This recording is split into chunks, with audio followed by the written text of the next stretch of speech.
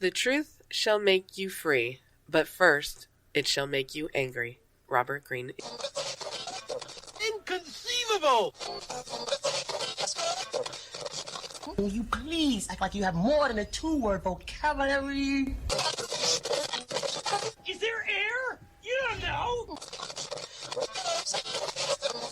Or a yak. Yak!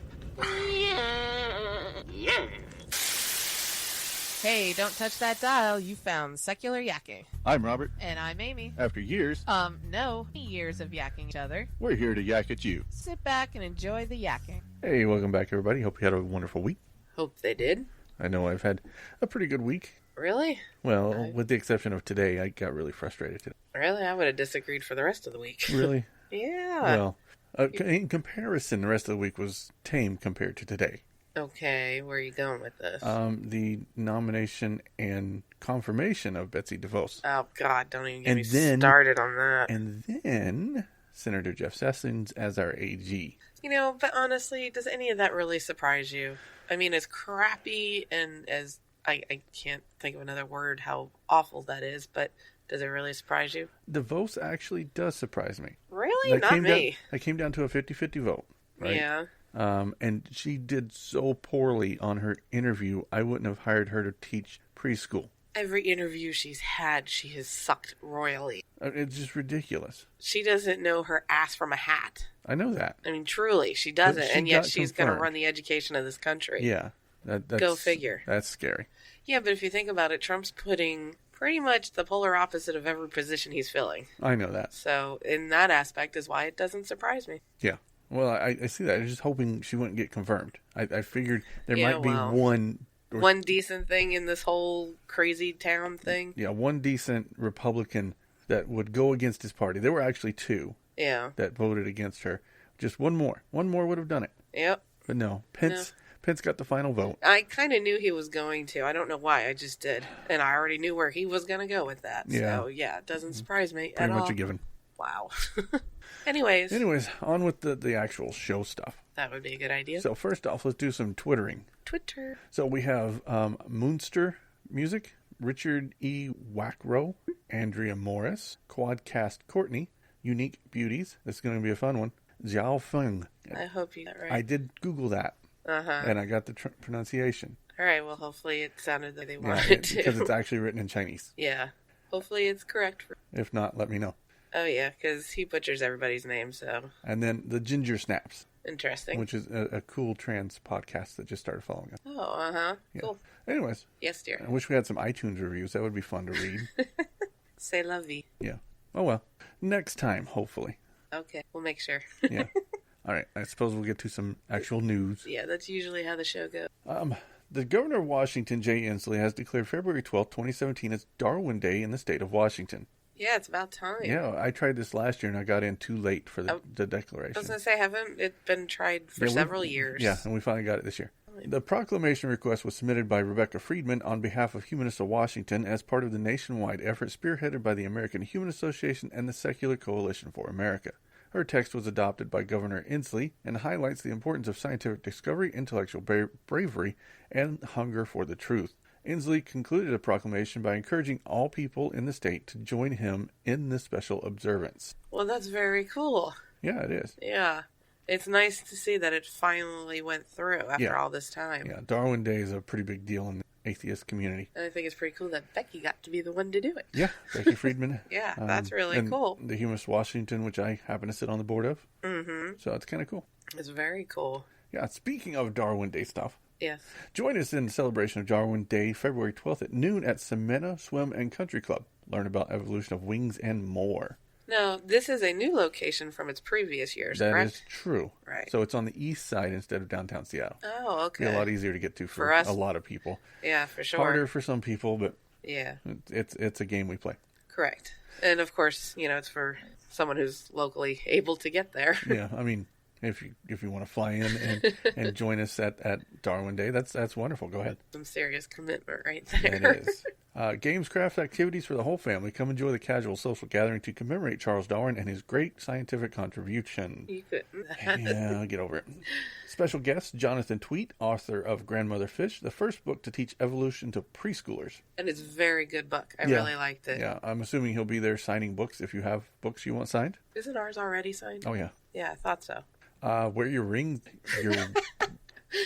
I was like, which ring? Wear your wings and get a prize. Oh, okay. Yeah, there'll be games, prizes, crafts, music, sing-alongs. I have a question. Okay. Any wings? Any wings. It's all about wings.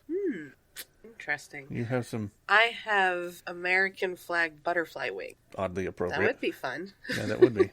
I'm going to go craft some leather dragon wing. See where they fit in evolution. Well, if it was closer to Halloween, you feather wing, you get all kinds. You or can- like you you can said, go- be creative and You can make go down some. to Party City. They have them right now. Oh yeah, that's a good point. Yeah, there's a plug for Party City. Sorry. Yeah, right. I expect money, Party City. Yeah, that'll happen. There'll be a check in the mail. Because they pay me every time I say it. That's Yeah, why. sure they do. Party City, Party City. Brought to you by Party City. Featured Party City. Move on. Okay, you get to learn about Camp Quest and local secular groups. There will be pizza and cake, but it is a potluck, so please bring something. Yes, potluck means everybody bring a dish and we all swap. And donations are accepted to help support Seattle. You just cannot do it. It's been a You've rough tripped day. like several times, and I haven't called you on every one, by the way. I know that. Support the Seattle atheists who are actually sponsoring this event. Right. So it's kind of cool. Exactly. I'm looking forward to it. I gotta figure out what I'm bringing. Don't even say it. I'll decide later. And I might live, but you listen to that podcast, I'm gonna learn you something. And no, I ain't talking about how to marry your cousin and not have kids with 16 fingers and stuff like that.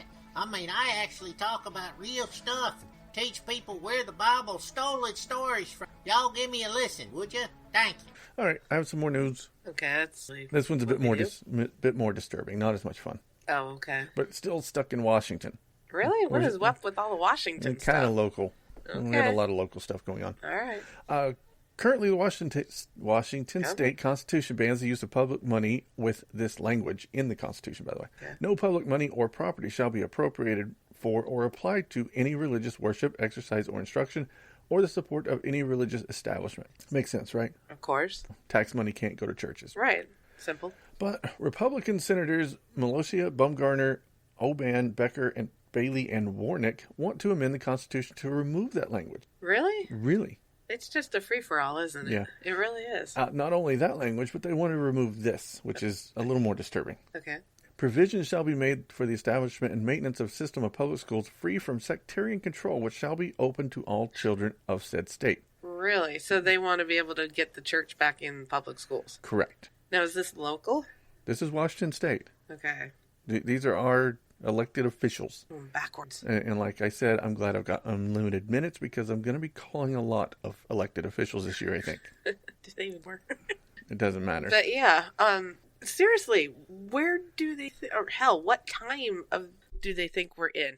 I mean, we're so going backwards, it's like stupid. Yeah, it's like in everything. It's like going back to pre-19 what was it? 1950 Yeah, I was going to say 51, the 50s. 52. Yeah. Well, yeah. Well, if passed, it would allow state funds to go to religious organizations and allow for public schools to be religious in nature, allowing public funds to go to them.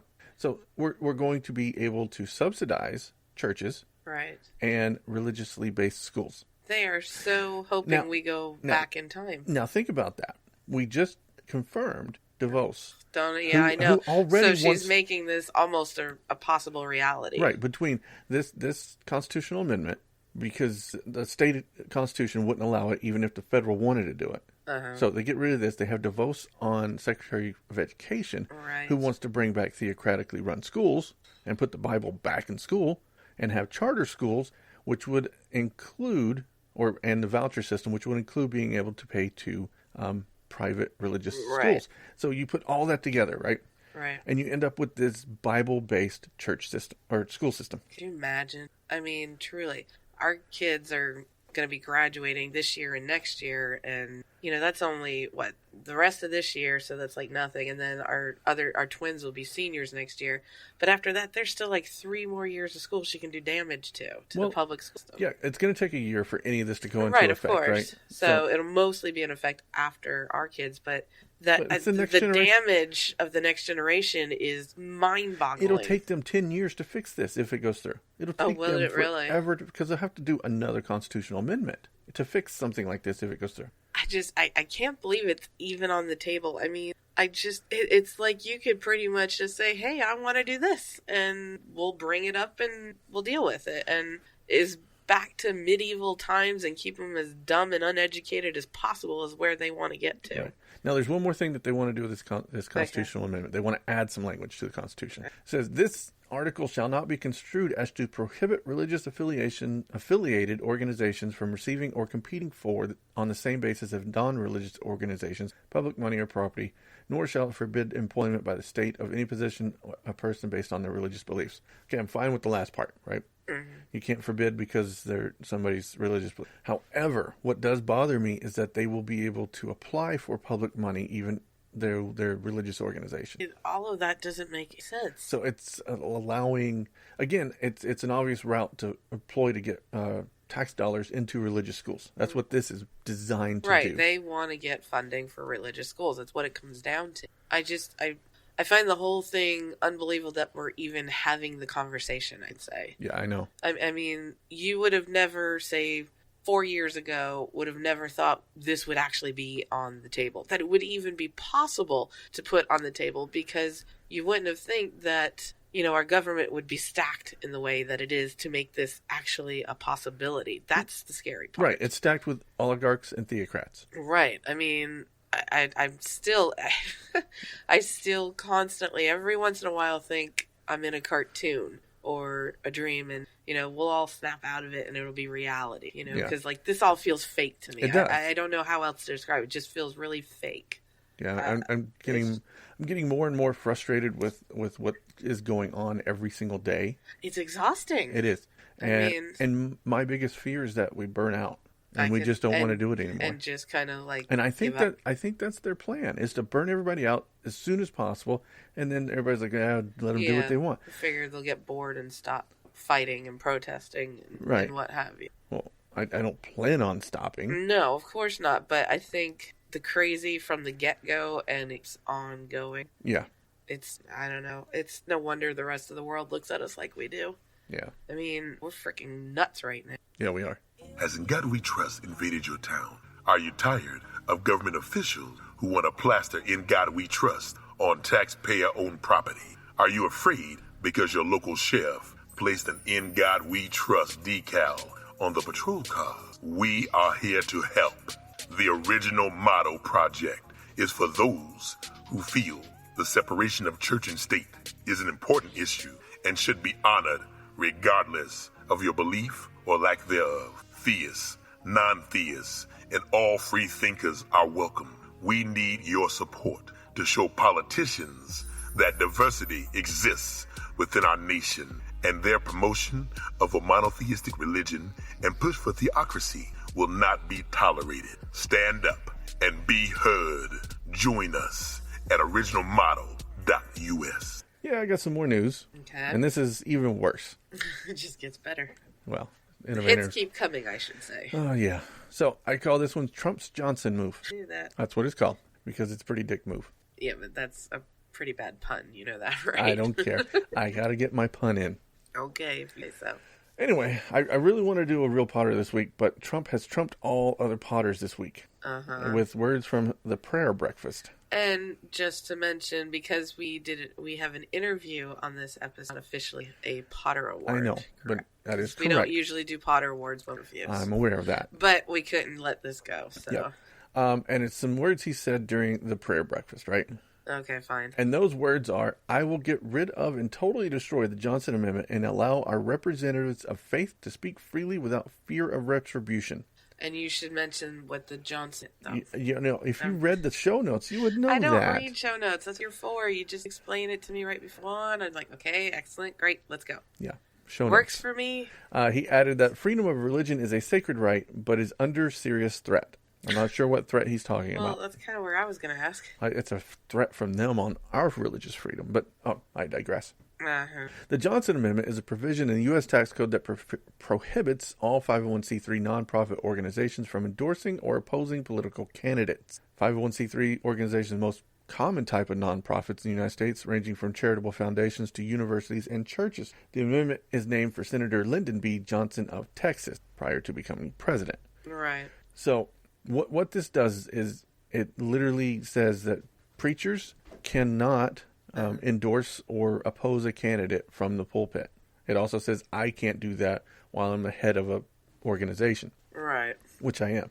So, and what it says is that if they are caught politicking in this way, they lose their tax-exempt status. Right. Now, this is the current. The current rule with the Johnson Amendment, which has been in place since the 50s. Right, because we always discuss this when we have our meetings that you run about, okay, we can't do that. Let's move on to another topic. You know, that kind of thing. We're always doing. But what it does allow is for them to talk about issues. Say, like, they can talk all they want about abortion. They can talk all they want about health care, equal marriage. You know, any issue that comes up, as long as it's not directly about a single candidate. Right, You know, they can even talk Republican, Democrat. Doesn't matter. That's issues. Well, those that oppose the Johnson Amendment are saying that it's limiting the free speech of pastors. But it's not. I was going to say, how so? Well, because it's not allowing them to openly endorse a candidate. Okay, but when you look at someone in a church, like a pastor, and they're congregating to the church, and they're endorsing a particular candidate, they have a lot of influence. That they do. On that, which is why you can't have that, because all the sheeple would go and follow what he told them to do. Right. So because it's been proven time and time again, they keep drinking the Kool-Aid. So, right. So the pastor, the preacher, whatever, he can endorse all he wants so long as he's not standing at the pulpit as the voice of this organization. Right. Just like I can endorse privately all I want. Right. I just can't do it as the voice in the 501c. Right. Right. So they're not limiting their free speech. They're just limiting what they can talk about and where publicly right. as this nonprofit, as an organization, specifically as this nonprofit, right. And they want that to go away. Right. And that raises some huge issues. You think? Not just the influence that the pastor would have over the congregation. Right. One of the things 501c3s have to do is report what money comes in and what money goes out. Right. It's a requirement. Right. You know, I go through this every year. And the thing is, churches aren't held to the same standard. Yeah, I heard about that, and that's total bullshit, by the way. I agree. I mean, holy crap. They don't have to report anything. They don't even have to file as 501c3. Do you realize how much money churches bring in? It's a freaking business. That's what a church is. Now, let's talk about what the Johnson Amendment and repealing that would do to that. So they already don't have to report the money coming in. They don't have to report the money going out. And they can openly endorse candidates. Really? Okay, now, add to that Citizens United, which says money is speech. Right? So organizations now have free speech and can buy as much political advertising as they wish. So now we have an unlimited amount of money, unverifiable amount of money, uncountable amount of money going into a church. Don't know where it's going. It could be going to this charitable cause. Could be going to a political organization. We don't know. Johnson Amendment literally keeps them from doing that. Not that they really... So again, just buying... Yeah. So you have this huge money laundering thing. Right. That some multi-billionaire could throw millions of dollars into a church. Yeah, that's what I don't understand. Right? And then the church just hands it out as political endorsement. That's what would happen. I know. That's what I don't understand. How is this even on the table? I mean, because it's opening up ways to break other laws by doing... Well, yeah, sort of. Because this is the law that they have to deal with. They've already destroyed the sovereign right of people to have free speech as opposed to corporations. So they said corporations have free speech too. Yeah, I don't like that idea. Corporations are people. Corporations are people. It's what Citizens United said. Right? Sure. And now they want to allow any corporation to funnel their money through a church as opposed to a 501c4 political organization which has requirements on what can be used and what can be donated, right? Yeah. So a 501c4 has to report how many people from this organization gave. Right. Right. And there's limits on how much a single individual can give in 501c4s. Oh, okay. Right. So if you bring this back to Johnson Amendment and you allow 501c3s to do this, that limitation is gone. Yeah. In my understanding of it, I could be wrong, but that's my understanding of how it would work. Because now you would no longer give your money to a 501c4, you'd start giving it to 501c3s. Right. And they would funnel it the right way because they have no accountability. Just sounds like a bunch of laundering to me. Yeah, the churches have zero accountability, and that's the worst thing. Yeah, I really don't understand why is it because they are religious that they get a pass on having to report, but yet all other 501c3s, they have to report. Yeah. And just because they don't say they're religious, they're the same damn entities as far as being a 501c3, but they're a church? Who gives a shit? Right, I don't understand. It makes absolutely no sense that they don't have to report. There's no reason for it. And it's not that difficult. The FFRF has sued the IRS almost every year for a long time, trying to get them to enforce these laws. Because why don't they? What are they getting at? Because people only do shit to get stuff out of it. No one wants to take on the church. No one in the hierarchy of the IRS has wanted to take on the church. And now that we have a new fascist in chief, yeah, right. No one is going to take on the church. Definitely not going to happen now. No, there's no way. It really is unbelievable. Well, at that same event, Vice President Mike Pence told the group that by repealing the Johnson Amendment, we will, quote, take the muzzle off. So fascist in chief and a pricked second chief. Theocrat. Yeah, I mean, I'm telling you, it's a cartoon. We're actually going to be able to change the channel soon. I wish. I'm telling you. This has got to be the worst cartoon ever. I'd like to turn the TV off now. This is like a Twilight Zone episode. I'll go back and read a book instead. Boy, this is just getting frustrating. I'm telling you, it's insanely crazy. It's like it's not real. It's so bizarre. I mean, and not only that, just the way Trump is behaving, from the get-go, it's sworn in. They talk, there's this certain etiquette that you have as president when you don't agree with leaving, yada, yada, yada. And just, certain things you do and the way you hold yourself, whatever. And he's just, blowing all that crap out of the water. Oh, just I know. Doing whatever he wants. He's just, astronomically out of control. Yeah. And just blowing the history book. I mean, truly. It's going to be embarrassing, the history book. It is. Truly is. They're not going to look very nicely on this section of... It's... Well, once we get them properly rewritten after the Trump administration destroys them. Especially the educational. Because, be able to carry guns for the bears that are going to come and get them. Grizzlies. Oh, my Lord. I get that. Anyways. Well, we've got one more thing before we take off. You do know we have an interview, right? Is that next on my list? Nope. I was going to talk about our interview with Brother Brewer. Well, that's what I was just saying. We need to get to the interview. Of the Skeptic's Brewpub. Good one. It was good. We had a lot of fun. Yeah. I enjoyed it. Yeah. And I think we might one day be on his show. Oh, okay. So we'll see how that goes. Anyway, we'll play the audio for you, and then we'll come back afterwards. And welcome back to another Yakking session. This week we have Brother Brewer from the Skeptic's Brewpub. You almost couldn't say that. Oh, yeah.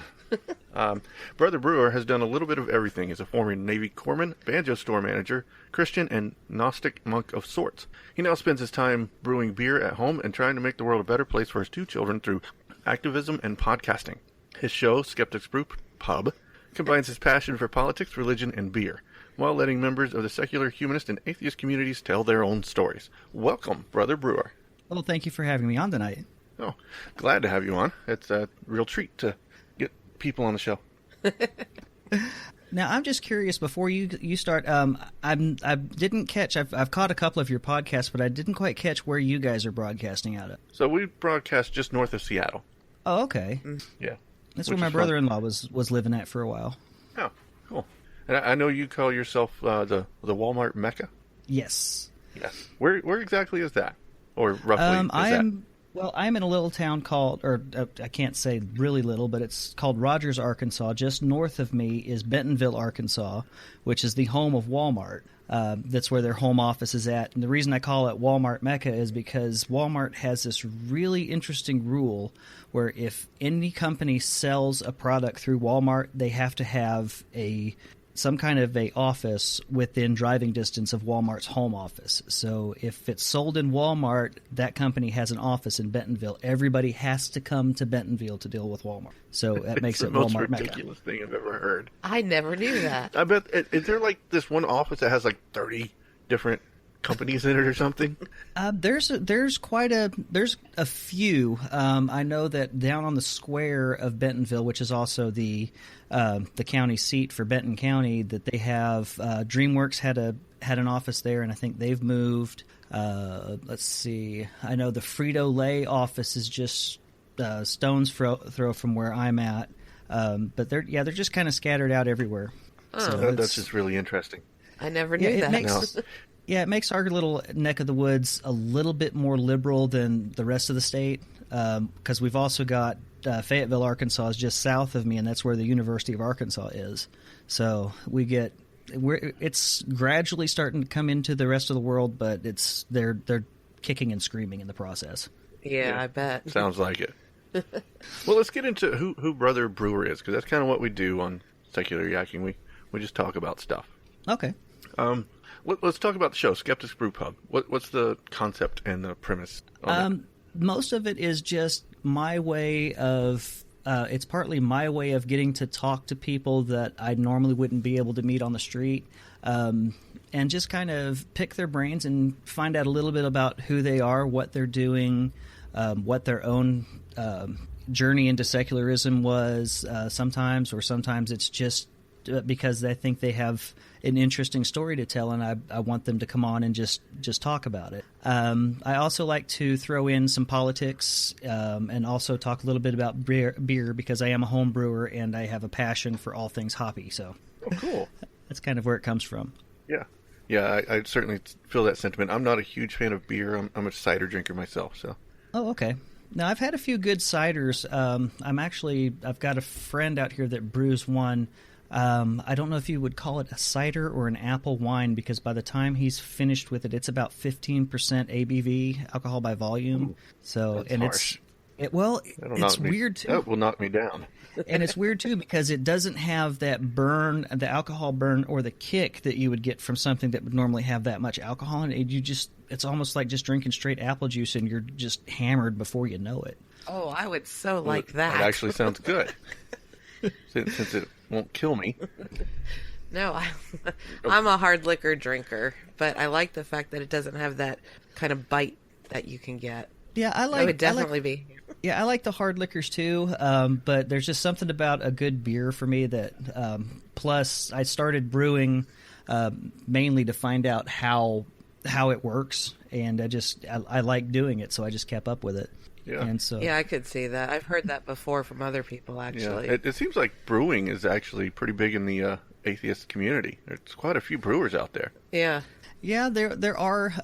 It's growing quite a bit. At least the hobby itself is, because a lot of people like to drink, and especially right now we don't know where everything's headed. It's a good idea to be able to make your own just in case.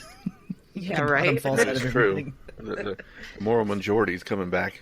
Yeah, right. Oh man, I tell you, you're in bad company when Michael Moore and Dick Cheney both are telling you that you've got a bad idea. That's, I mean. Oh yeah. Well, it gets worse when people like Lindsey Graham team up with you. Yeah, when Lindsey Graham says you're a little too far to the right, you need to start looking at yourself. I agree. Oh man, politics is driving me crazy lately. It really is. I know it used to be. For me, the presidential election, since I was about 12 years old and was in my civics classes, politics, especially the presidential ones, they were like my Super Bowl. Everybody get riled up about their favorite teams, and I would sit there and just root for the politicians. And just sounds like my average time. And just follow it like nothing. But it turns out that politics and religion are two things you're not supposed to talk about in public, so I never had anything to talk about with people. Yeah, I get that feeling. Yeah, I could see that. Speaking of, let's talk about how you came out of your Christianity. So, okay. How did that happen? Well, I am probably one of the few people that will tell you that it was because of a debate with someone over a Josh Feuerstein video that finally was the final straw. Wow. Interesting. And what happened with that was I've been, along with, like I said, politics and religion have always been two of my favorite pastimes. With religion, it was a lot of studying the histories. I got interested in Joseph Campbell early on. I grew up in a Pentecostal home, but that never made sense to me. And then I discovered Joseph Campbell. From there, I had a friend, or a girl actually, that I had a big crush on that was getting involved in Wicca, so I jumped into that bandwagon and just kind of maneuvered through all kinds of different religions, finally settled back into Christianity of the Episcopal flavor about the time that, or before my son was born, and that was because my wife wanted a christening for our child, and that was the only way I knew to be able to do that and not become Catholic, was to check out the Episcopal Church at least, and I liked what they did because it's Catholic light. If you've ever been to an Episcopal church or spoken to an Episcopalian, they are. It's one of the jokes is that they're like Unitarians with liturgy. They have all the pomp and circumstance of the Catholic Church and all of the theology of the Unitarian Universalists. And from there, I joined a thing called their theology pub, where they would sit in a local tavern and talk about different books on religion, where I got introduced into Gnosticism, which is just as liberal as the Episcopal Church, but it's more like if you took the ritual of the Catholic Church and added in 19th century occultism. That sounds like fun, actually. It was interesting. And I got interested in it partly because of the philosophical side of it, and the psychological aspects of Gnosticism about, peeling back the layers to discover who you really are and who God really is and all of this kind of thing. And in the process, this is like a long story, but in the process, I'd also been listening to a lot of Bible scholars like Robert M. Price, and people like that would teach the Bible, but they would teach it from a perspective of someone that's not a believer, so they would get into the history. And it was the Feuerstein video when I finally got into an argument with my stepmother, because she had posted one where he talked about what Jesus would have said about homosexuality. I think I remember that one. Yeah, I listened to it, and I actually took the time to listen to it before I went after it. And I decided to take, instead of, a lot of people will use the argument from ignorance, or that basically that they say, well, Jesus never said anything, the argument from silence that Jesus never said anything about homosexuality, so how can you say that he would be against it? The argument that I tried to take instead was more of well, we've got on this side here that we're taking the word of someone that wrote down what Moses said, that an angel said, that God said that you shouldn't do. So it's going through 3 or 4 sources before it gets to you. And that's holy writ. You cannot break that in any ways when it comes to the homosexuality thing. But my sister has been divorced twice. And when you look at that commandment about divorce, that came from, if you are a fundamentalist, that Jesus basically came down to earth, stood up in front of everybody and said, don't divorce, that's bad. 2 people wrote it down in 2 different gospels that he said that. So it's a lot less sources to go through. But we can ignore that one that he actually said. And I was like, why? What's the disconnect there? And she immediately threw every clobber passage in the Bible at me in one shot. And I don't know if you're familiar with what the clobber passages are, but there are 7 particular passages in the Bible that supposedly deal with homosexuality. And she threw all of those at me, and I said, okay, well, again, and went through each one of all of these here are, 3rd and 4th accounts until you get to Paul, and Paul never met Jesus. So, right. He's getting this from what his own view is and what he's read in the Old Testament. So again, he's not getting this from the source. This other thing that you're ignoring is coming straight from the source. What's so big about it?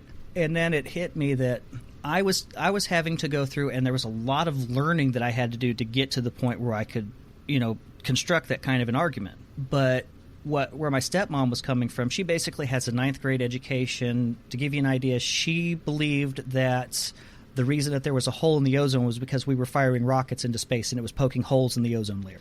Wow. Well, it kind of makes sense. It does. It makes sense if you don't understand how gases work. From a very elementary standpoint. Yeah, that was her basis. And I'm like, but she has access to all the same information that I do. Right. But, you know, with her understanding that this is what she comes up with. The guys that wrote this stuff down knew even less. So if anybody is closer to what, quote-unquote, God's truth is, it's going to be her rather than me because of all of the extra steps that I had to go through. But that doesn't make sense. So, so I sat down and I was like, okay, well, I already got rid of hell. You know, I don't believe in a hell. I don't believe in biblical inerrancy. I don't believe, you know, I was even a Christian mythicist, if you can believe that.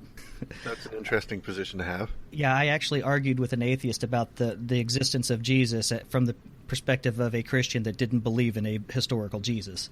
But Wow. I'd even thrown that away, and all of this was because I couldn't, you know, nothing made the evidence and the arguments didn't back it up. So what about with God? And I ran it through my head, and I was finally like, well, shit, God's not real. What the hell do I do now? Yeah, that's generally how it goes. You know, so it was a long process to get there, but when it finally hit, it was like within a 10-minute time frame of all of these arguments running through my head, and it was like, now what? I don't get it. Yeah, I think we've all pretty much been there, or most of us have. Well, yeah, the journey is usually a long, not a instant from one to another kind of thing, I think. Yeah, but Yeah, there's don't also have that that moment. Damascus Road. Yeah, there's also that moment that everybody has, like, damn it, I don't believe anymore. So Actually, for me, it was like, yeah, this is cool. This is much better. well, like I kind of said in the bio that I sent you, you know, at this point I was even somewhat of a Gnostic monk. I was very, even though I wasn't a fundamentalist, I was still very religious and very spiritual. And so this idea of God was central to my life. And it's like within this short time frame, I'm suddenly like, now what? My whole center's gone. So Right. that got me into listening to or finding atheist arguments in podcasts. And from there, that's where Brother Brewer was born, pretty much. yeah, now let's talk about Brother Brewer. Why? Okay. Pseudonym, right? Yes. Obviously. So, why a pseudonym?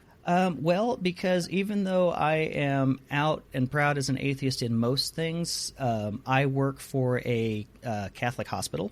And so I do not, number one, I don't want the podcast itself to affect my job. And so I use the pseudonym when I'm writing, and I've even changed my Facebook name so that it's also similar to that pseudonym. But also the hospital has a policy that I can't talk bad about certain policies that they have. And so with the pseudonym, I'm a little bit safer if I want to jump into something like reproductive rights or something along those lines and not have to worry about losing my job. So Right. that's... I certainly agree with you there. Yeah, absolutely. And I think it's really sad that we live in a society where we have to take some people, not I don't, but some people have to take pseudonyms to protect their lively-hood. That's it's really true. ridiculous. And the reason I decided with Brother Brewer was because as a Gnostic quasi monk, I was actually a brother, a member of a religious order. Plus, I brew beer, so I just threw those two together, and there you go. That works. Yeah, it kind of reminds me of you remember Kevin Costner's Robin Hood? Yes. Yeah. Friar Tuck, he introduced everybody to the joys of beer. Oh, yeah. Yes. Speaking of, one of the things I'd like to ask a guest is, do you have a favorite movie quote? Oh, let's see. Right on the spot. Yeah, right on the Yeah, spot. that's A lot tough of our and- show, a lot of our show is based on, or a lot of our little cutting comments and stuff like that are based on movie quotes. And Yeah, some of the things that we tend to say, but yeah. Well, So I thought there's it so was many appropriate. good movies and so many good quotes. I know, that's kind of like it's a tough one. That's a I hard know. I like to thing. make you think. I would probably, my favorite of all time, I'm thinking I'm going to have to either go with As You Wish, Ooh, good one. or another one of my favorites, which comes from, of course, the movie Spaceballs. What's that coming out of her nose? Spaceball? Balls. Oh shit, there goes the planet. That's a good one, too. Actually, two of my favorite movies right there. Yeah, absolutely. Yeah. Actually, we tend to quote those often. Yeah, well, every time you ask me to do something, I just say, as you wish. Well, you've been saying that for years. Well, yeah, but what I do. Yeah, that's kind of standard. Yeah, It's classic. it is classic. Yeah, movies are another thing that I love. The cheesier the movie, the better. I mean, Yeah, I just I tend to agree I'm with a you big there. I'm a big U-Bowl fan. So I've seen just about every movie that he's directed. That's some crazy stuff there. I haven't seen The Room yet, though. That's the one that I've been avoiding. I think I've seen that. I haven't seen that one yet either. That one, the big quote out of that one is, "You're tearing me apart, Lisa." So, Now I have to go watch it. Yeah, right? oh, it is a train wreck from what I've heard, and the clips that I've seen from it. Tommy Wiseau wrote, directed, and starred in it, and he's right up there with Ed Wood and U-Bowl. I mean, it's Oh wow! So that's getting up there on the crazy train. yeah, they get pretty bad there. Definitely have to go watch it. Definitely. It's one that, of course, like I said, I've been avoiding it, but it's mostly because it's become one of those cult classics, kind of like Rocky Horror Picture Show, where people actually have parties to sit and watch this movie. That's cool. All right. Now you've definitely. We have to go watch it I now. have to go look it up now. Yep.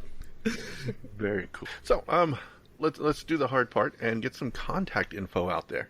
Okay, well, let's see. You can find my show. It's on Spreaker. If you go to Spreaker, that's the hard way to do it. But if you go to skepticsbrewpub.com, you'll find a player embedded on the homepage where you can get the show itself. I can be contacted. My Facebook page is facebook.com/beer and blasphemy. I have the email is brotherbrewer@skepticsbrewpub.com. I do have Twitter, but I never use it. So, but those are pretty much the best ways to get a hold of me. Very cool. And you said you do a live show? I do, yes. As a matter of fact, I just finished up with interviewing Chris Watson just about an hour ago. Oh, cool. We had him on a couple weeks ago. Right. Yeah. So when can they catch your live show? Because this will obviously be done in Okay, podcast well, form. the live show hits Monday nights. It's 8:30 Central Time, which I think is going to be about 6:30 Pacific, which is your area. Right. And if you don't catch it live, you can still catch it through the app, or you can find it. It's on It'll be on YouTube, iTunes, Spreaker. Any podcatchers out there will have the archives. Cool. Very cool. Well, we'll put all that in the show notes so that people Oh, can one find other you thing and know I when to forgot find too you. is I also have a thing I call it the Bozo of the Week, and that's if you Yeah, have the Bozo. someone that it's kind of like Ishmael Brown's little thing. That if you have someone that's kind of well known, either local to your area or nationally, that you think deserves to be razzed, you can send me a message of who they are and a quick link to their newspaper site, and then I will go in and read them off as one of the nominations for Bozo of the Week, except for Trump, because Donald Trump is he's actually the Brewpub's Bozo Emeritus, just like the Pope. Well, that's funny because he's our Potter Emeritus. Yep. Our Mr. Potter Award. He can't forever. be topped. Yeah, all he has to do is wake up in the morning, and you just automatically you still have material. So it's too easy. Yeah. It's low hanging fruit. It is. It It's- really, yeah, really that's is. that's why I avoided him for so long for being a Potter Award until he actually became president and then hammered him. Yeah, just made him emeritus, and just he's just there. Yeah. Yeah, I just feel it's too easy. Yeah. So very cool. Maybe we'll find some Bozos of the Week for you. Okay, Yeah. yeah, and if you do, just send them my way. Will do. All right. Well, this has been a great little talk we've had. Yak session. Yak session. Yep. Well, one thing I love to do is yak. So that doesn't mean I got a hairy animal in my backyard either. That's kind of where I was going with that. What the heck? I think we just found our soundbite. Yak session. Yeah. Well, that was even more enjoyable. I do voices too on the side, so. Okay, cool. Obviously. All right. Well, thanks for coming on, Brother Brewer. Well, thanks for having me, guys. It's been great. All right. We'll talk at you later. Bye. See you later. Well, I thoroughly enjoyed that interview. I really did. It was very interesting. But I think that is all we have for today, Well- because we've gone quite long today. Yeah, we have. And I'll make sure all of Brother Brewer's contact information is stuck in the show notes. Do You're not starting forget. to learn the lingo. Oh, please. It only took 87 episodes. How hard is it to say show notes and know what that means? It's not that hard. Sure. I'm still not doing. Anyways, I'm done. I'm tired. That's all the Yakking we got. We always like to hear your feedback, so leave us a voicemail at 704-802-YAK or an email at podcast@secularyakking.com. More input. All comments are welcome. We like to hear the good, the bad, and the ugly. You also can find us on Facebook, Twitter, YouTube, and Google+. If you like our show, head over to your podcast directory of choice and leave us a 5-star review. If you really like the show, support the show on our Patreon page. I'd buy that for $1. And we'll be back next week with more yakking to please your eardrums. Bye-bye, boys. Have fun storming the castle. Think it'll work? Would take him. Goodbye.